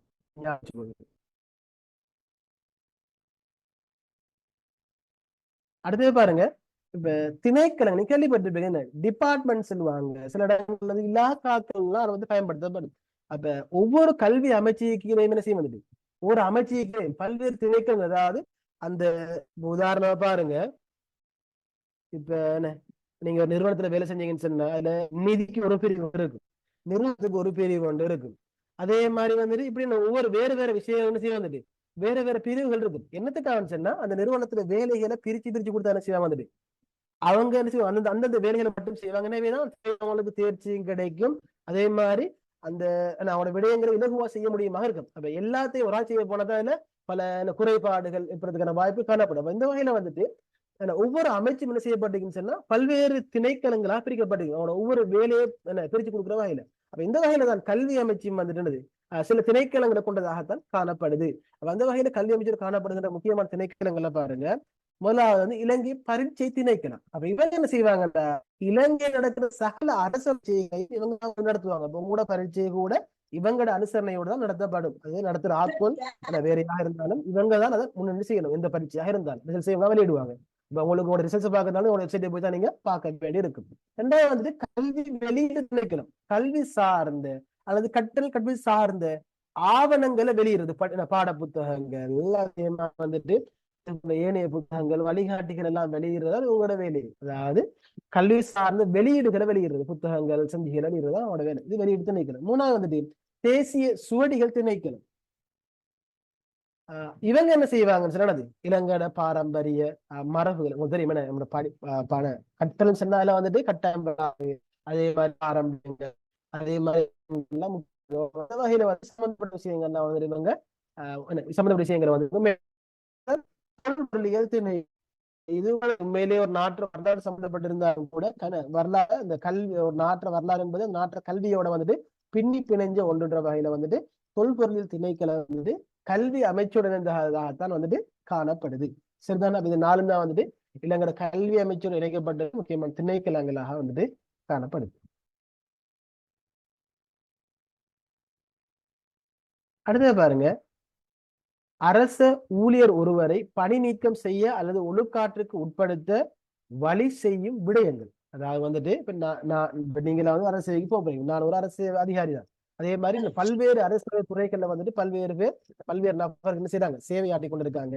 எனவே தான் இப்படியான இந்த அரசு அதிகாரிகள் ஒரு சில விடயங்களை வந்துட்டு செய்கின்ற பட்சத்துல அல்லது குற்றம் செய்கின்ற பட்சத்துல வந்துட்டாங்க தங்களோட பதவி என்ன செய்யலாம், பதவி இழக்க நேரிடும் அல்லது பதவி நீக்கப்படலாம். எல்லா குற்றத்துக்கும் அப்படி செய்யலாம். சரியான உதாரணமா வந்துட்டு நீங்க ஒரு ஆசிரியர் இருக்கீங்க, நீங்க என்ன செய்றீங்க வந்துட்டு ஒரே பைக்ல ரேஸா போய் என்ன செய்ய ஸ்பீடா போய் நீங்க என்ன செய்றீங்கன்னா ஒரு ஆக்சிடென்ட் செய்றீங்க. அப்ப இதை வச்சு என்ன செய்யலாம், இதை வந்துட்டு என்ன இது ஒரு குற்றம் இருந்தாலும் இதை வச்சு உங்களை என்ன செய்யலாம், பணி நீக்கம் செய்யலாம். ஆனா இதே நீங்க ஒரு ஆசிரியராக இருந்து நீங்க ஒரு மாணவர் துஷ்பிரயோகம் செய்றீங்க அல்லது நீ உங்களோட கற்பிக்கிற டைம் நீங்க என்ன செய்றீங்க, நீ வேலை ஈடுபடுறீங்க அல்லது என்ன உங்களோட பாடசாலை அனுமதி பெறாம நீங்க பாடசாலை நேரத்துல நீங்க வெளியே போறீங்க. இதெல்லாம் என்னது வந்துட்டு உங்களோட பதவியை நீக்கிறதுக்கான காரணங்களா இருக்கு. அப்ப இதே மாதிரி தான் வந்துட்டு ஒரு அரச ஊழியர் ஒருவரை பணி நீக்கம் செய்யறதுக்கான ஒழுக்காட்டுக்கு உட்படுத்துறதுக்கான வழி செய்கிற சில விடயங்கள் வந்துட்டு காணப்படுது. அதுல முக்கியமானது பாருங்க, முதலாவது வினை திறனின்மை. உதாரணமா நீங்க குறித்த ஒரு பதவிக்காக வேண்டி தெரிவு செய்யப்பட்டிருக்கீங்க, அந்த வேலையை நீங்க ஒழுங்கா செய்றீங்கல்ல. இப்போ உதாரணமா நீங்க ஒரு ஆசிரியர் தெரிவு செய்யப்பட்டிருக்கீங்க, நீங்க படிப்பீங்கல்ல, அது படிப்பிக்கிறதுக்கான அந்த ஆற்றல் எல்லாம் இருக்குது. எனவே சில காரணம் காட்டி உங்களை பதவி விட்டு நிற்கலாம். அடுத்து வந்துட்டு தேர்ச்சியின்மை. உதாரணமா நீங்க படிப்பீங்க தான், அந்த படிப்பிக்கிற விஷயம் பிள்ளைகளுக்கு என்ன பிரயோசனமே, அதால பிள்ளைகளுக்கு எதுவுமே கிடைக்குது இல்லை, பிள்ளைகளுக்கு ஒன்றுமே விளங்குது இல்லை. அப்ப உங்களோட ரிசல்ட்ஸ் தொடர்ந்து மோசமா வந்துட்டு இருக்குது, உங்களை பத்தி முறைப்பாடு வந்துட்டு என்ன செய்யலாம். கல்வியை மட்டும் சொல்றேன்னு நான் வந்துட்டு பொது எல்லா துறைகளுக்கும் பொருந்தும். சரிதானே? அப்ப இப்படியான துறையில ஒரு தேர்ச்சி இல்லாட்டிக்கு என்ன செய்யலாம், வந்துட்டு உங்களை பதவி நீக்கம் செய்யலாம். அடுத்து வந்துட்டு அலட்சியமாக இருக்கிறது. உதாரணமானது இப்ப உங்களுக்கு பாடசாலையில என்ன இப்ப கடைசி பாடம் உதாரணமா வந்துட்டு 9ஆம் பாடத்துக்கு உங்களுக்கு ஒரு பாடம் ஒன்று இருக்குது. உதாரணமா ஒரு 8A உங்களோட பாடம் கடைசி பாடம். இப்ப நீங்க என்ன செய்றீங்கடா 8A அந்த கடைசி பாடத்துக்கு நீங்க என்ன செய்றீங்க, நீங்க வகுப்புக்கு போகாம இருக்கீங்க அல்லது நீங்க ஒரு ஸ்கூல் விடுறதுக்கு ஒரு 5 minutes தான் இருக்குது. இப்ப நீங்க என்ன செய்றீங்கன்னா 5 minutes ஏரியா நீங்க என்ன செய்றீங்க, வகுப்பை விட்டு வெளியே போறீங்க. இப்ப அந்த டைம்ல என்ன செய்யுது, ஒரு மாணவி என்ன செய்யுது, அங்க பாடசாலை பெல் அடிச்சோன்னு என்னது பெல் அடிச்சுட்டு ஸ்கூலுக்கான பெல் அடிச்சுட்டு பிள்ளை வந்து என்ன செய்யுது, படியில தவறி விழுந்து பிள்ளை மரணிக்குது அல்ல பிள்ளைக்கு ஏதாவது ஒன்று நடக்குதுன்னு சொன்னா அதுக்குரிய முழு பொறுப்பும் அந்த ஆசிரியரை பொறுப்படுத்திக்கணும். ஏன்னு சொன்னா அவ கடைசி பாட ஆசிரியர் பொறுப்பு வந்துட்டு பிள்ளைகளை வகுப்பை விட்டு என்ன செய்ய முறையாக வெளியே அனுப்பி போட்டு போகணும். எனவே தான் நீங்க அங்க இருந்தீங்கன்னா நீங்க அலட்சியமா இருந்திருக்கீங்க, அது கூட என்ன செய்யும், இந்த காரணம் காட்டி உங்களோட பதவியை விட்டு உங்களை தூக்கலாம். சரிதான்? இப்படியான நிறைய விஷயங்கள் இருக்கு. அலட்சியமா இருக்கிறது வந்துட்டு ஒரு குற்றம். அடுத்து வந்துட்டு நேர்மையின்மை, இந்த லஞ்சம் வாங்குறது அல்லது வந்துட்டு பக்கச்சார்பா செயற்படுறது. சரிதான்? இப்படியான விஷயங்கள்லாம் இதுல வரும். அடுத்து ஒழுக்கமின்மை, முறையற்ற விதத்துல கதைக்கிறது, மோசமான வார்த்தை பிரயோகங்கள், அதே மாதிரி மோசமான செயற்பாடுகள், இப்படியான விஷயங்கள்லாம் அதுக்குள்ள வரும். சரிதானே? அதே மாதிரி துர்நடத்தை, மூர்க்கத்தனமா தாக்குறது, அடிக்கிறது, சரிதானே? அதே மாதிரி மிக மோசமான வார்த்தைகளை பயன்படுத்தி நடந்து கொள்றது, இப்படியான விஷயங்கள்லாம் இதுல வருது. உங்களுக்கு தெரியுமா? துர்நடத்தைன்னு சொன்னா உங்களுக்கு தெரியும், மோசமான நடத்தைகள், சரிதானே? அப்ப இதெல்லாம் மிஸ்லாம், இதெல்லாம் வந்துட்டு உங்களை என்ன செய்ய வந்துட்டு உங்களோட ஒரு அரசு பதவியில இருந்து பணி நீக்கிறதுக்கான அல்லது ஒழுக்காட்டுன்னு ஒழுக்கம் சம்பந்தப்பட்ட விசாரணைக்கு உட்படுத்துறதுக்கான முக்கிய காரணிகளாக வந்துட்டு இருக்கு. அதே பாருங்க, இது ஒரு பாடசாலையில காணப்படுகின்ற இன்டர்னல் குழுக்கள், அதாவது பாடசாலை உள்வாரியாக இந்த பாடசாலையோட முகாமைத்துவத்தை நிர்வாக விடயங்கள் அடிப்படையாக கொண்டு பாடசாலையில பல்வேறு வகையான குழுக்கள் நாங்க என்ன செய்யலாம், உருவாக்கலாம். அப்படி முக்கியமாக உருவாக்கக்கூடிய குழுக்கள் தான் நாங்க இங்க பார்க்க போற விஷயம். அதுல மிக முக்கியமான குழுக்களாக நாங்க பின்வரும் என்று அடையாளப்படுத்தலாம். அது முதலாவது வந்துட்டு பாடசாலை அபிவிருத்தி நிறைவேற்று குழு. இந்த எஸ்டிசி எல்லாம் சொல்லுவாங்க, எல்லாருமே கேள்விப்பட்டிருப்பீங்க, எல்லாம் தெரிஞ்சிருக்கு. இது மிக முக்கியமான ஆக்கள். ரெண்டாவது வந்துட்டு பாடசாலை முகாமைத்துவ குழு, சரியா? இது பாடசாலை அபிவிருத்தி கொண்டு எஸ்டிஎஸ்சி இல்ல, சரி. பாடசாலை என்னது முகாக்குழு, மேனேஜ்மெண்ட் கமிட்டி சொல்லுவாங்க. அதாவது முக்கிய பாடசாலை சம்பந்தப்பட்ட முக்கியமான தீர்மானங்கள் எல்லாம் இந்த முகாமைத்துவ குழு கூடித்தான் எடுக்கும். அதுல வந்துட்டு அதிபர், பிரதி அதிபர், துறை தலைவர்கள் அப்படின்ற ஒரு கேட்டகரி ஒன்று இருக்குது, இருக்குன்னு சொல்லி அப்படியான முக்கியமான பாடசாலையோட மாணவர் எண்ணிக்கையை பொறுத்து 10 பேர் 8 பேர் அப்படின்னு ஒரு எண்ணிக்கையில் இருப்பாங்க. அடுத்து வந்துட்டு பாடசாலை பெருகை குழு, அதாவது பாடசாலையில வந்துட்டு ஒவ்வொரு வருஷம் என்ன செய்யப்படும், காகிதங்கள் தேவைப்படும். அதே மாதிரி வந்துட்டு பிளைட் போர்ட், மார்க்கர், இப்படி பல்வேறு சாமான் தேவைப்படும், இந்த பொருட்கள் தேவைப்படும். அப்ப இந்த பொருட்களை வாங்குறதுக்கு என்ன செய்யணும், பெரிய என்ன செய்யணும், கூடித்தானே செய்யணும். வந்துட்டு உதாரணம் ஒரு ஆசிரியர்கள் என்ன செய்யணும், ஒவ்வொரு ஆசிரியர்களையும் உங்களுக்கு என்னென்ன தேவைன்னு சொல்லி போட்டு லிஸ்ட் எடுப்பாங்க. எடுத்து போட்டு இவங்க என்ன கூடி கழிச்சு முடிவெடுப்பாங்க, என்னென்ன பொருட்களை வாங்குறது சொல்லி போட்டு எனக்கு பொருளான பொருட்களை வாங்கணும். அப்படி இதுக்கான குழு தான் பெரிய குழு. அடுத்து தொழில்நுட்ப மதிப்பீட்டு குழு. மதிப்பீடு சார்ந்த விஷயங்கள் எல்லாத்தையுமே வந்துட்டு இவங்கதான் மேற்கொள்வாங்க. அடுத்து வந்துட்டு ஒழுக்காற்று குழு, அதாவது பாடசாலையில மாணவர் ஒழுக்கங்களை உருவாக்குறது, அதை பேணுறது, அதை கண்காணிக்கிறது சம்பந்தப்பட்ட விஷயங்கள் எல்லாம் இவங்க செய்வாங்க. அதாவது பாடசாலையில ஒழுக்காற்று சம்பந்தப்பட்ட விஷயங்களுக்கு பொறுப்பாக அவங்க இருப்பாங்க. அதே மாதிரிதான் பாடசாலை உள்ளக மதிப்பீட்டு குழு, அதாவது வந்துட்டு என்ன செய்யுது, உதாரணமானது இப்ப இந்த ஐஏசி மாதிரி செக் பண்ணுவாங்க. அதே மாதிரி வலய கல்வி பணிமனை செக் பண்ணுமே இடைக்கிட, மாகாண கல்வி திணைக்களம் வந்துட்டு பணிமனை செக் பண்ணுமே. அப்ப அதே மாதிரி என்ன செய்யும், பாடசாலை உள்வாரியாக என்ன செய்யணும், அதிபர், பிரதி அதிபர், சிரேஷ்ட ஆசிரியர்கள் பதத்தில் என்ன செய்வாங்கன்னா அவங்களும் என்ன செய்யணும், இடைக்கிற செய்யணும் வந்துட்டு. இப்ப ஆசிரியர்கள் படிப்பிக்காங்களா, சிலபஸ் முடிஞ்சிருக்குதா, ரிஜிஸ்டர்ல ஒழுங்கா மார்க் பண்ணப்பட்டிருக்குதா, ரெக்கார்ட் புக்ல ஒழுங்கா சைன் பண்ணப்பட்டிருக்குதா, பாடத்திட்டம் எழுதப்பட்டிருக்காங்க, அதெல்லாம் வந்து செக் பண்ணணும். இதுக்காக இருக்கிற குழு தான் வந்து உலக மதிப்பீட்டு குழு, அதாவது பாடசாலை உலக ரீதியாக மதிப்பீடு செய்கின்ற குழு. அடுத்தது கட்டாய குழுவுல கட்டாய கல்வி குழு வரும், சரிதானே? கட்டாய கல்வி குழு, அதாவது வந்துட்டு காலத்துல மிகவும் பிரபலமான உண்டு. அதாவது பாடசாலையில் 16 வயசு வரையும் கட்டாய கல்வி. சம்டைம் வந்துட்டு அதுல யாராவது பிள்ளைகள் வராம இருந்தா அதுக்கான காரணங்கள் தேடி பெற்ற சந்திச்சு சம்பந்தப்பட்ட விஷயங்களுக்கு தான் வந்து முக்கிய குழுவா இருப்பாங்க. அடுத்து வந்துட்டு பாடசாலை அபிவிருத்தி குழு. அப்ப இவங்களுக்கு பாடசாலை சம்பந்தப்பட்ட முக்கியமான பல்வேறு விஷயங்கள் ஆட்டக்கூடியாக்கெல்லாம் வந்துட்டு இவங்க காணப்படுவாங்க, சரிதானே? அடுத்தது பாருங்க, இலங்கையில் காணப்படும் ஆசிரியர் கல்வி பயிற்றலுக்கான நிறுவனங்கள். அதாவது இலங்கையில வந்துட்டு ஆசிரியர்களை பயிற்சிக்கிறதுக்காக வேண்டி அல்லது ஆசிரியர்களுக்கு தேவையான பயிற்சிகளை வழங்குறதுக்காக வேண்டி காணப்படுகின்ற முக்கிய நிறுவனம் தான் காணப்படுங்க. முதல்ல பாருங்க, பல்கலைக்கழகம் தெரியும், பல்கலைக்கழகம் குறிப்பாக வந்துட்டு கல்வியல் துறை டிபார்ட்மெண்ட்ஸ் அல்லது ஃபேக்கல்டிகள் பல்கலைக்கழகம் நிறைய இருக்குது. நம்ம ஏற்கனவே பார்த்தோம் வந்துட்டு கொழும்பு யூனிவர்சிட்டியும் ஓப்பன் யூனிவர்சிட்டியும் வந்துட்டு அதற்கான தனியான துறைகளை கொண்டு இருக்குது, ஃபேக்கல்ட்டியை கொண்டு இருக்குது. அதே மாதிரி தான் யாழ்ப்பாணத்துல, அதே மாதிரி பேரதனி, அதே மாதிரி கிழக்கு ஈஸ்டர்ன் யூனிவர்சிட்டியில அங்கெல்லாம் தனியான இந்த கற்கைகள் இருக்குது. அதாவது இந்த கல்வி சம்பந்தப்பட்ட கல்வித்துறை சம்பந்த தனியான கற்கைகள் அங்க இருக்குது. எனவேதான் பல்கலைக்கழகங்கள் வழங்குவது. அதே மாதிரி வந்துட்டு பல்கலைக்கழகம் ஓப்பன் யூனிவர்சிட்டி ஏற்கனவே பார்த்தது. அடுத்து தேசிய கல்வி நிறுவனம், நிர்வாகம் அல்லது 2-3 நிறுவனங்கள் உண்டு. அதாவது NI, national institute of education. அவங்களும் என்ன செய்வாங்கன்னு சொன்னா இலங்கையில பல்கலைக்கழகங்கள் சம்பந்தமாக கல்வி சார்ந்த சில பட்டங்களை வழங்குவாங்க, சில கற்கைகள் எல்லாம் கொடுப்பாங்க, ஆசிரியர் பயிற்சி எல்லாம் அவங்க மெயினா செய்வாங்க. அடுத்து வந்துட்டு தேசிய கல்வி கல்லூரிகள், உங்களுக்கு தெரியும் காலேஜ் ஆஃப் எஜுகேஷன். அதாவது காப்பத்து உயர பரிச்சை என்ன செய்வாங்க, புள்ளிகள் மாணவர்கள் வச்சு இவங்களும் இன்டர்வியூ வச்சு ஒவ்வொரு வருஷம் குறிப்பிட்ட எண்ணிக்கையில ஒவ்வொரு மாவட்டத்தில் வாக்கள் எடுத்து ஆசிரியர் பயிற்சிக்கு வேண்டிய பயிற்றுவிக்க ஆசிரியர் அனுப்புவாங்க. அப்ப இதுதான் கல்வி, அதாவது ஆசிரியர் பயிற்சிகள், அதாவது ஆசிரியர்களுக்கான பயிற்சி வழங்கக்கூடிய கல்லூரிகள். அப்ப இது 5 தான் என்னது இலங்கையில வந்துட்டு கல்வி ஆசிரியர்களுக்கான கல்வியை வழங்குறதுக்காக வேண்டி காணப்படுகின்ற முக்கியமான நிறுவனங்களாக வந்துட்டு காணப்படுது. அடுத்து பாடசாலை அபிவிருத்தி சங்கம், எஸ்டிசி. இது நீங்க நிறைய கேள்விப்பட்டிருப்பீங்க, அதை பற்றி தேவையில்லை. சரியா?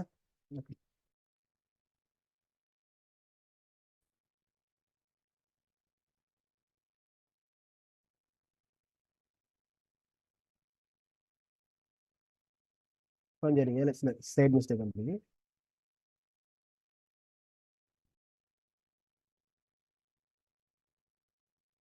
ஓகே, அடுத்தது பாருங்க.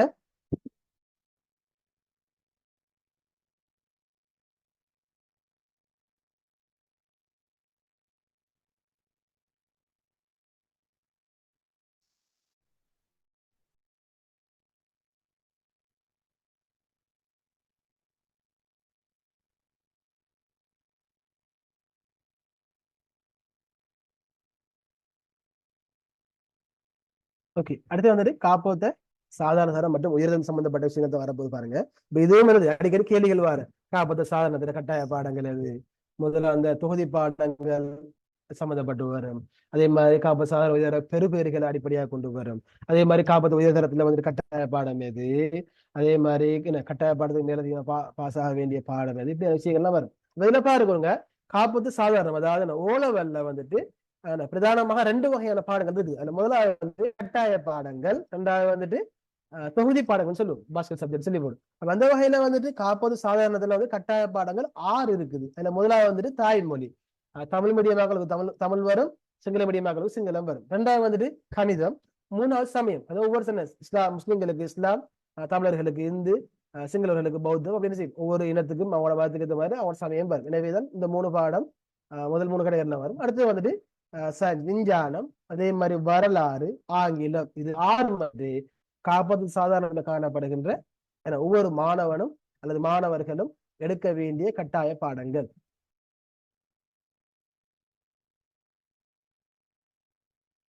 அடுத்தது பாருங்க, காப்போத்து சாதனத்துல காணப்படுகின்ற தொகுதி பாடங்கள். இதுல வந்துட்டு 3 வகையான தொகுதிகள் காணப்படுது. மாணவர் என்ன செய்யணும் சொன்னா, இந்த 3 தொகுதியில இருந்து என்ன செய்யணும் வந்துட்டு ஒவ்வொரு தான் விரும்புகின்ற ஒவ்வொரு பாடங்கள் என்ன செய்யலாம், எடுத்துக்கொள்ளலாம். அதுல முதலாவது பாருங்க, முதலாவது தொகுதி பாஸ்கெட் 1ல வந்துட்டு பிசினஸ் ஸ்டடிஸ் இருக்குது, ஜியோகிராபி, சிவிக்ஸ், அதே மாதிரி வந்துட்டு முயற்சியாண்மை கற்று, அது 2ஆம் மொழி சிங்களம், அதே மாதிரி இந்த வெளிநாட்டு மொழிகள், சாஸ்திர மொழிகளும் வந்துட்டு வெளிநாட்டு மொழிகளும் இருக்கும். இதுல என்ன செய்யலாம், இதுல ஏதாவது ஒரு பாடத்தை என்ன செய்யலாம் வந்துட்டு மாணவர்கள் வந்துட்டு எடுத்துக்கொள்ளலாம். இது முதலாவது தொகுதிக்குள்ள வரும்.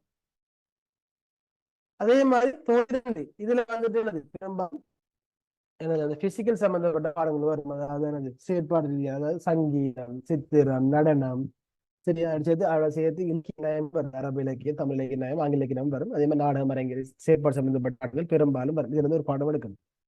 3வதுல வந்துட்டு என்ன பெரும்பாலும் தொழில்நுட்பம் சார்ந்த, அதாவது தொழில் சார்ந்த பாடங்கள் பெரும்பாலும் வந்துட்டு இதுல வரும். இதுல இந்த காட்டப்படுகிற எல்லா பாடங்களும் வந்துட்டு 3ஆம் தொகுதியில வரும். இதுல இருந்து நம்ம என்ன செய்யணும், ஏதாவது ஒரு பாடத்தை நாங்க எடுத்துக்கொள்ளலாம். அப்ப இதுதான் இந்த காப்பது சாதாரண தரத்துல காணப்படுகின்ற என்னது கட்டாய மற்றும் தொகுதி பாடங்களாக வந்துட்டு காணப்படுது. சரி, சம்டைம் உங்களோட நேரத்துக்கு வந்து இதுல கேள்வி கேட்டுருவாங்க. எனவே இதையும் ஞாபகம் வச்சுக்கொள்ளுங்க. அடுத்தது பாருங்க, உங்களுக்கு தெரியும் என்ன ரிசல்ட்ஸ் வரும், ஒவ்வொரு எக்ஸாமுக்கு பிறகு ஏ என்று வரும், பி என்று வரும், சி, எஸ் எல்லாம் வரும். என்ன அப்ப இந்த தற்காலத்துல இருக்கிற இப்ப கரண்ட்ல இருக்கிற முறைப்படி வந்துட்டு இந்த இந்த ஏபி தரங்களுக்கான புள்ளித்திட்டம் இப்படித்தான் இருக்கு. அதாவது வந்துட்டு ஒரு ஆறு 35க்கு குறைய புள்ளி எடுப்பாராக இருந்தா டபிள்யூ, ஆரம்பத்தில் 40 குறையும். சரியா, ஆரம்பத்துல எல்லாம் வந்துட்டு 40 குறைய டபிள்யூ. இப்ப மாத்திருக்காங்க வந்துட்டு 35 குறைய வி, 35ல இருந்து 49 வர எஸ், 50ல இருந்து 64 வர சி, 65ல இருந்து 74 வர பி, 75ல இருந்து 100 வர வந்துட்டு ஏ புள்ளியாக கருதப்படும். ஏ லெவலுக்கும் இதே தான், சரிதானே? ஓ லெவலுக்கும் இதே தான், ஏ லெவலுக்கும் இந்த கிரேடிங் சிஸ்டம் இதே மாதிரி தான் இருக்கும். இதையும் ஞாபகத்தில் வச்சுக்கொள்ளுங்க. அடுத்தது பாருங்க, காப்போத்த உயர்தரம் கற்பதற்கான பொதுவான தேவைப்படுது. அதாவது ஒரு காப்போத்த சாதாரண தரம் எழுதின ஒரு ஆள் வந்துட்டு காப்போத்த உயர்தரம் பாடசாலையில படிக்க வேண்டுமா இருந்தால் அவர் கட்டாயம் இந்த தகமையில பூச்சி செஞ்சிருக்கணும். இல்லாட்டி அவருக்கு ஸ்கூல்ல படிக்கலாம், தனிப்பட்ட பரீட்சை வந்துட்டு தோற்றலாம். அந்த வகையில பாருங்க, 2008-17 சேக்குலர் அடிப்படையில் 17-1-2 சேக்குலர் இருக்குது பத்தினது. அதன் அடிப்படையில் தூக்கப்பட்ட தகவல் தான் இது. அது எந்த வகையில பாருங்க, என்ன காப்போத்த சாதாரண தரம் படிச்சு உயர்தரத்துக்கு உயர்தரம் படிக்க வைக்கிறாள் போன இந்த ஒவ்வொரு பாடத்துக்கும் ஒன்று உதாரணமா சயின்ஸ் ஓலெவல் சயின்ஸ்ல சி வேணும், மெட்ஸ்ல எஸ் வேணும். அதே மாதிரி மெட்ஸ் சொன்னா மெட்ஸ்ல சி வேணும், எஸ் வேணும். கொமர்ஸ் செய்யணும்னு சொன்னா ஹிஸ்டரி அல்லது வந்து ஸ்டடீஸ் கற்கை இப்படியான பாடங்கள்ல ஏதாவது ஒரு பாடத்துல சியும் மெட்ஸ்ல மெட்ஸ்ல சியும் வேணும். அப்படியான தகமைகள் ஒவ்வொரு பாடத்துக்கும் தேவை. சரிதானே? அப்ப இது இங்க போட்டிருந்தது பொதுவான தகமை. வேற மூலம் பாருங்க, தாய்மொழி மற்றும் கணிதம் உட்பட 6 பாடங்கள்ல அவர் கட்டாயம் பாஸ் ஆயிருக்கணும். அந்த 6 பாடத்துல வந்துட்டு குறைஞ்சது 3 திறமை சித்தி 3 சி இருக்கணும் குறைஞ்சது. சரியா? 3 சி 3 சி இருக்கணும். இதான் அவர் அடிப்படை தேவை. அதே பாருங்க, ஒரு ஆள் வந்துட்டு தமிழ் பாஸ் ஆயிருக்காரு, தாய்மொழி பாஸ் ஆயிருக்காரு, அதே மாதிரி கணிதமும் பாஸ் ஆயிருக்காரு. ஆனா ரிசல்ட்ஸ் வந்துட்டு அவர் 2C 4S காணப்படும். அதாவது 3C இல்ல 3 இல்லாட்டி என்ன செய்யலாம், அந்த 4 எஸ்பிக்கு ஒரு பாடத்துல வந்துட்டு இருக்கு. எஸ்பி ஸ்கூலால் வழங்கப்படுகின்ற ஸ்கூல் பேஸ் அசஸ்மெண்ட், பாடசாலை மட்டும் கணிப்பீட்டு புள்ளியில, அதாவது அதுல சி இருந்தா அவருக்கு என்ன செய்யலாம், அந்த சிஏ இந்த எஸ்என்சி அங்க சியா வந்துட்டு அவருக்கு இலவல் படிக்கலாம். ஆனா என்ன செய்யலாம், இங்க தமிழுக்கும் மெட்ஸுக்கும் அந்த கணிப்பீட்டு மார்க்ஸ் எடுக்கலாம், மற்ற பாடம் தான் எடுக்கணும். சரியா? இது ஒரு சாய்ஸ் உண்டு. அடுத்தது பாருங்க, நிபந்தனை அடிப்படையில கற்கிறது. அதாவது என்ன செய்யலாம், இது வந்து நிபந்தனை இல்லை. இப்ப உதாரணமா இந்த 2 தகமையோரால் பூச்சிருந்தாருன்னா என்ன செய்யலாம், ஏழு படிக்கலாம். ஆனா சயின்ஸ் மேத்ஸ் படிக்கிறதா வேற தகமை வேணும், அது வேற கேட்டகரியில வரும். அதே மாதிரி என்ன செய்யலாம்டா, தற்காலத்துல எல்லாரும் படிக்கின்றது அடிப்படை கொண்டு இணைஞ்சிருக்காங்கன்னு சொன்னா நிபந்தனை அடிப்படையில் என்ன செய்யலாம், கற்கிறதுக்கான வாய்ப்பு சிலருக்கு வழங்கப்படுது. ஒரு வருடம் 2 வருடம். அந்த வகையில வந்து பாருங்க, ஒரு ஆள் வந்துட்டு தாய்மொழியும் பாஸ் ஆயிருக்காரு, மெட்ஸும் பாஸ் ஆயிருக்காரு, 3C மட்டும் 2S இருக்குது அவருக்கு. சரி சரியா? தாய்மொழியும் பாஸ் ஆகி கணிதமும் பாஸ் ஆகி அவருக்கு 2S காணப்பட்டார். என்ன செய்யலாம் வந்துட்டு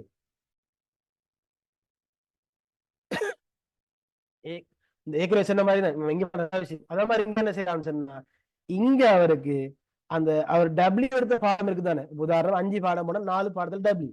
இப்ப அந்த 4 பாடத்துல ஏதாவது ஒரு பாடத்துல அவருக்கு ஸ்கூல்ல நடந்த எஸ்பிஐல நடந்த அந்த மார்க் ஷீட்ல வந்துட்டு அவருக்கு எஸ்ஓ அல்ல எஸ்க்கு மேலே இருக்குமாக இருந்தா அந்த புள்ளி என்ன செய்யலாம், இங்க ஒன்று சேர்த்து அவருக்கு இலவல் படிக்கலாம். ஆனா கட்டாயம் என்ன செய்யணும், அவரு இன்னொரு எஸ் என்ன செய்யணும், அடுத்த ஒரு வருஷத்துக்குள்ள வந்துட்டு அந்த ஒரு பாடத்துல எழுதி எடுத்து கொடுக்கணும். இல்லாட்டி ஒரு வருஷத்துக்கு என்ன செய்யணும், ஒரு வருஷத்துல வந்து 2 வருஷம் படிக்கலாம் இருக்கு, ஒரு வருஷத்துல நிப்பாட்டணும் அவரு. அதே மாதிரி பாருங்க, இன்னொரு நினைச்சுக்காரு, தாய்மொழி அல்லது கணிதம், தாய்மொழி அல்லது கணிதம் 2ல ஒரு பாடத்தை தெரிஞ்சுக்காரு. 2 பாடமும் கட்ட சித்தி அடையணும். ஆனா அவர் 2ல 1 சித்தி அடைஞ்சிருக்காரு.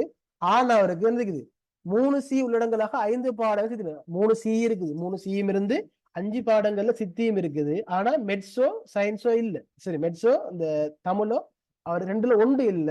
அது இல்லாம அவருக்கு 3C உள்ளடங்களாக மொத்தம் 5 பாடங்கள்ல பாஸ் ஆயிருந்தாருன்னு சொன்னா அவருக்கு என்ன செய்யலாம், தாய்மொழி தமிழாக இருந்தா அல்ல சிங்களமாக இருந்தா 1 வருடம் சான்ஸ் கொடுக்கலாம் அவருக்கு. என்னது அந்த பாடம் எடுத்து கொடுக்கறதுக்கு. மெட்ஸாக இருந்தா 2 வருஷம் சான்ஸ் கொடுக்கலாம். 2 வருஷம் அவருக்கு என்ன இருக்கு, சான்ஸ் இருக்குது எடுத்து கொடுக்கறதுக்கு. அப்படி இல்லைன்னா என்ன செய்யலாம், அவரு பாடசாலை பரீட்சார்த்தியாக எக்ஸாமுக்கு தோற்று இயலாம போகும். சரியா? ஓகே. தாய்மொழி இல்லாட்டிக்கு 1 வருஷம் நிப்பாட்டும் ஸ்கூல்ல விட்டவரு. அடுத்த 3வது பாருங்க, 3C 3 திறமை சித்திகள் உள்ளடங்களாக 6 பாடங்கள்ல சித்தி அடைஞ்சிங்க அவருக்கு. அந்த 2வது குவாலிபிகேஷன் இருக்குது, 3C 3S குவாலிபிகேஷன் இருக்குது.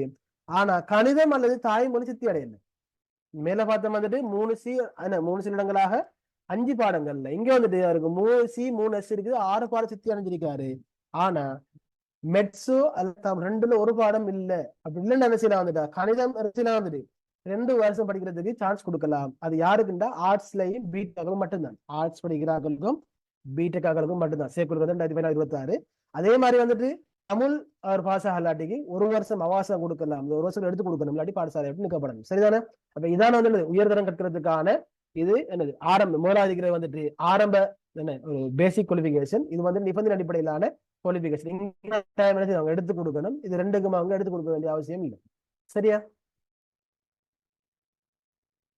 அடுத்தது பாருங்க, இலங்கையை பொறுத்தவரை தற்போது என்ன செய்யும், காப்போத்த உயர்தரத்துல வந்துட்டு பிரதானமாக 6 துறை இருக்குது. சரியா? ஆரம்பத்துல 4 துறை தான் இருந்துச்சு.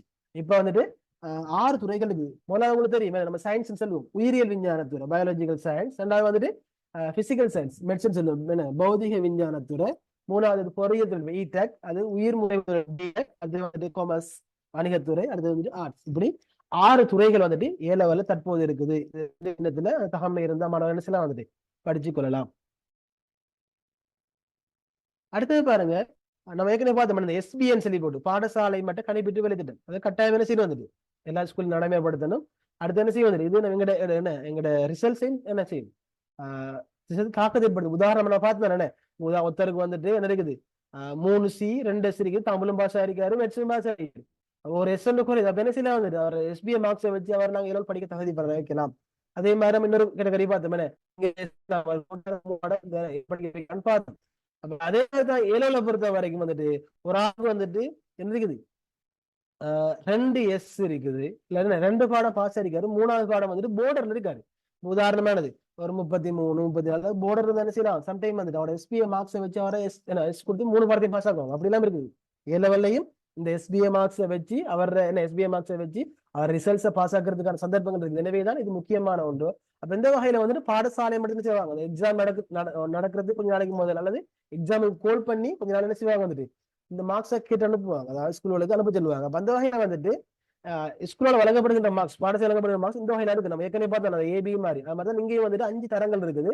1 2 3 தேர்ச்சி மட்டம் அடையப்படவில்லை, 4 5 அன்மித்த தேர்ச்சி மட்டம், 6 7 வந்து திறமைச்சிட்டு, அதாவது வந்துட்டு 9 10 A, 8 வந்துட்டு B, 6 7 வந்துட்டு C, 4 5 வந்துட்டு S, 1 2 3 வந்துட்டு B, W எடுக்கலாம் நம்ம. சரியா? இதான் அங்க காணப்படுகின்ற 5 மட்டங்கள்.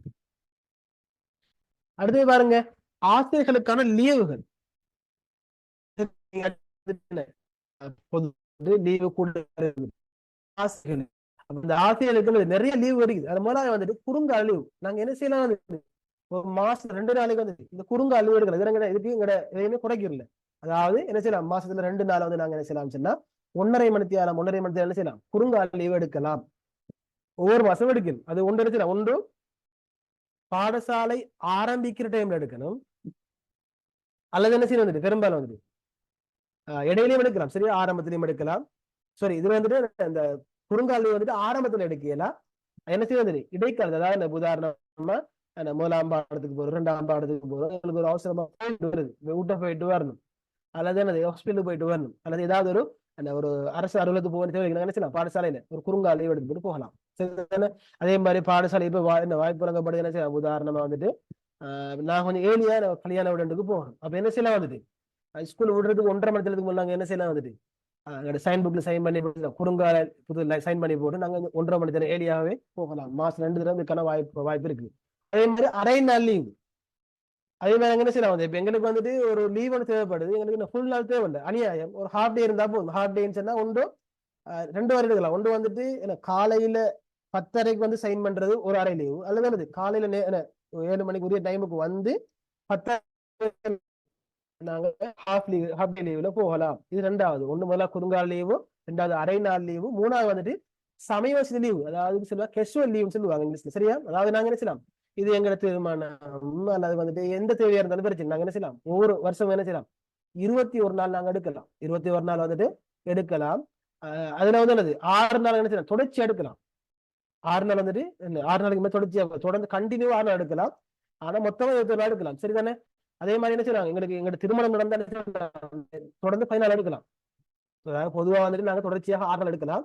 எங்களுக்கு திருமணம் எங்களுக்கு நடந்தா என்ன செய்யலாம், நாங்க வந்துட்டு அதுக்காக வேண்டி 14 நாள் நாங்க தொடர்ச்சியா எடுக்கலாம்.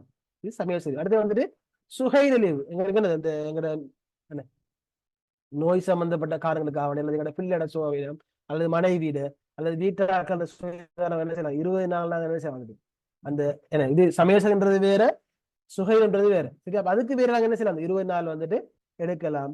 அதே மாதிரி காலம் கடந்த ஓய்வு லீவு இருக்குது. அதாவது வந்துட்டு உதாரணம் பென்ஷன் போக போறோம்னா முந்தைய லீவுகளை வச்சு நாங்க என்ன செய்யலாம், ஒரு 3 மாசத்துக்கு முதலே லீவ் எடுக்கலாம். 3 மாசத்துக்கு முதலே லீவ் எடுக்கலாம். அப்படி எல்லாம் இருக்குது. சரி, அதே மாதிரி பிரசவ லீவு, அதாவது என்ன செய்யலாம் பெண்களுக்கும் இருக்குது ஆண்களுக்கும் இருக்குது. ஒரு பெண்ணாக இருந்தா என்ன செய்யலாம் முழு சம்பளத்தோட 84 நாள் எடுக்கலாம். அதாவது பபா கிடைக்கிறதுக்கு 2 கிழமைக்கு முதல்ல இருந்து விரும்பி எடுக்கலாம், அல்லது பபா அடிச்சு புறவு இருந்தும் எடுக்கலாம். அவங்களோட இஷ்டம். அப்ப அந்த வகையில வந்துட்டு 84 நாள், அதாவது கிட்டத்தட்ட 3 மாசம் அண்டளவாக வந்துட்டு 3 மாசம் முழு சம்பளத்தில் எடுக்கலாம். தேவைன்னு சொன்னா என்ன செய்யலாம், இன்னும் 84 நாள் அரைச்சம்பளத்தோட அரவசம்பளத்தை எடுக்கலாம். இன்னும் 3 மாசம் எடுக்கலாம். இன்னும் தேவைப்பட்ட நாங்க என்ன செய்யலாம், இன்னும் 3 மாசம் 3வது மாசம் சம்பளம் இல்லாம எடுக்கலாம். அப்ப 84 3 தடவை இருக்கு. சரியா?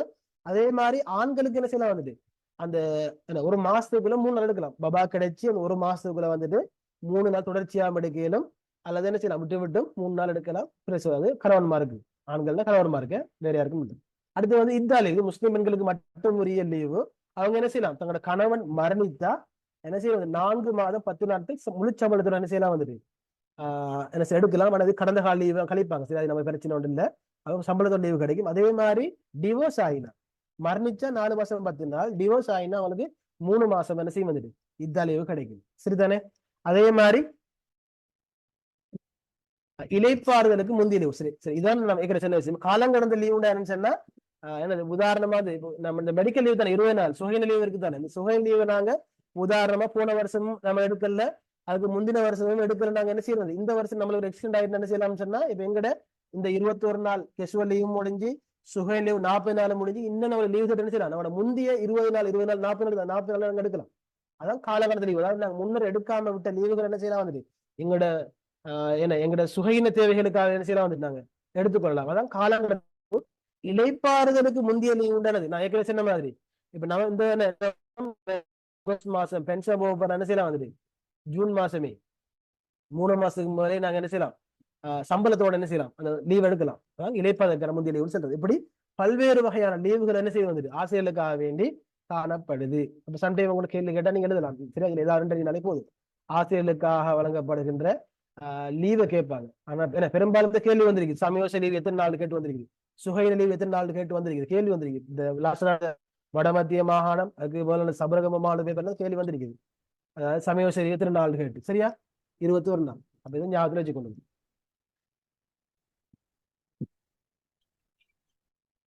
சரி. இது வந்துட்டு என்ன பெருசா மேலோட பார்த்து கொள்ளுங்க. ஓலெவல் எக்ஸாம் நடக்குது, அதே மாதிரி ஏலெவல் எக்ஸாம் நடக்குது. இந்த பரீட்சைகள்ல வினாத்தாள்ல வந்துட்டு வெவ்வேறு வகையான சோதனைகள் இருக்குது. சரியா? அதுல புறவய சோதனைகள் ஒன்று இருக்குது. என்ன பிரதானமா நாங்க என்ன செய்யலாம்னு சொன்னா, இந்த எக்ஸாம சோதனை 2 பிரிக்கலாம். அதுல ஒன்று வந்துட்டு அகவய சோதனை, 2வது வந்துட்டு புறவய சோதனை. இப்ப அகவய சோதனைக்கும் புறவய என்ன வித்தியாசம் சொன்னா, பொதுவாக பாடத்தில் நடக்கிறது வந்துட்டு புறவய சோதனை. ஏன்னு சொன்னா அகவய சோதனை செய்யறா விட ஆளை பொறுத்து மாறுபடும். உதாரணமா வந்துட்டு ஒரு கேள்விக்கு வந்துட்டு விட ஏண்டு வரை மேலும், பி மேலும், சீண்டு வரை மேலும், அது வந்துட்டு அகவய சோதனைன்னு சொல்லுவாங்க. அதுக்கு விட என்ன செய்யலாம், வெவ்வேறு விட வரலாம். எனவே என்ன செய்யலாம், அதை வச்சு ஒரு பொதுவான முடிவுக்கு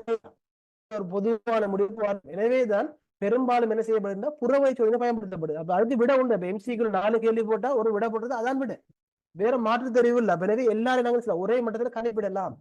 புறவய சோதனை என்பது என்னது, அதுல வேற ஆப்ஷன் இருக்காது. அதுக்கான விடைகள் ஏற்கனவே வடிவமைப்பு, வேற விட இருக்காது. சரிதானே? அப்ப அதுதான் நாங்க புறவய சோதனை சொல்றேன். அப்ப இந்த வகையில வந்து 2 வகையான இந்த புறவய வகங்கள் வகை தெரிதல் வகை சொன்னா நம்ம எழுதுற விட நம்ம சொந்தமான, அதாவது உதாரணம் ஸ்ட்ரக்சர் சொல்லுவோம் தானே, அது வளங்கள் வகை. தெரிதல் வகைன்னு சொன்னா நம்ம சாய்ஸ் பண்றது. உதாரணமானது நம்ம பார்த்தது அவட எம்சிக்யூல 4 விட இருந்துச்சு. அப்ப அது உண்டு. அது வந்துட்டு என்னது பல்வேறு வகை எம்சிக்கு, இதுல 3வது வகை. அதே மாதிரி என்ன நீங்க ஆங்கிலத்துல பார்த்தாலும் பெரும்பாலும் 2 ஆப்ஷன் இருக்கும், 2 தெரிவு செய்யணும் நாம. அதே மாதிரி இணைக்கும் வகை, இது வந்து சிறுபுள்ளியில் தமிழ்ல பெரும்பாலும் வந்துட்டு ஆனா இங்கிலீஷ்ல வரும், மூலவலுக்கு வரும், ஏலவலுக்கும் சம்டைம் வரும். அதே மாதிரி வந்துட்டு கிரேட் 11 கீழே வரும் இணைக்கிறது, பொருத்தமானதை இணைக்கிறது. எனவேதான் தெரிதல் வகை இப்படியான 3 வகைகள் காணப்படுது. சரியா? அதே மாதிரி பாருங்க கட்டுரை வகை சோதனை நாங்க என்ன செய்யலாம் வந்துட்டு, இதுவும் அதே வந்துட்டு இப்படி பிரிக்கலாம். அதே மாதிரி அதே விஷயம் என்னது கொஞ்சம் வித்தியாசம் மாறுது. ஏன்னா இது ஏலவல்ல வந்துட்டு ஓலவல்ல வார வினா கட்டமைப்பும் ஏலவல்ல வார வினா கட்டமைப்பு கொஞ்சம் வித்தியாசம். உதாரணம் மாதிரி ஏலவலை பொறுத்த வரைக்கும் வந்துட்டு இந்த எக்கனாமிக்ஸ், பொலிட்டிக்கல் சயின்ஸ், அதே மாதிரி இது போன்ற பாடங்கள் என்ன செய்யலாம் வந்துட்டு எழுதுற விட வேறுபடலாம். சரிதான்? சமயம், அதே மாதிரி மொழி பாடங்கள்ல வந்துட்டு விட ஏன்னா ஒரே மாதிரி இருந்தாலும் வந்துட்டு சமூக விஞ்ஞான பாடங்கள்ல வந்துட்டு என்ன செய்யும் வந்துட்டு அந்த எழுதுற விடைகள் வேறுபடும். எனவே அதை வச்சு போட்டிகள். சரி, அதே விஷயங்கள் தான் மூடிய துலங்கல் வகை, திறந்த துலங்கல் வகை நடந்தது. ஓப்பன் ரிசோர்ஸ் இதுக்கு விட வெவ்வேறு விட வரலாம். மூடியன்னு சொன்னா குறிப்பிட்ட விட மட்டும்தான் வரையிலும். சரியா? மாதிரி கட்டமைப்புண்டா ஒரு ஸ்டெப் ஒரு முறையான ஸ்ட்ரக்சர் எழுதுறது. அதே மாதிரி வினாக்கேத்த மாதிரி எழுதுறது, அல்லது செயல்முறையே செயல்முறைப்படுத்துற வகையில் எழுதுறது இதெல்லாம் உங்களுக்கு தேவையில்லை. நான் ஒரு உதாரணத்துக்கு போட்டிக்கு. சரி, அப்படி எல்லாம் இருக்கு, தெரிஞ்சுக்கணும் நீங்க.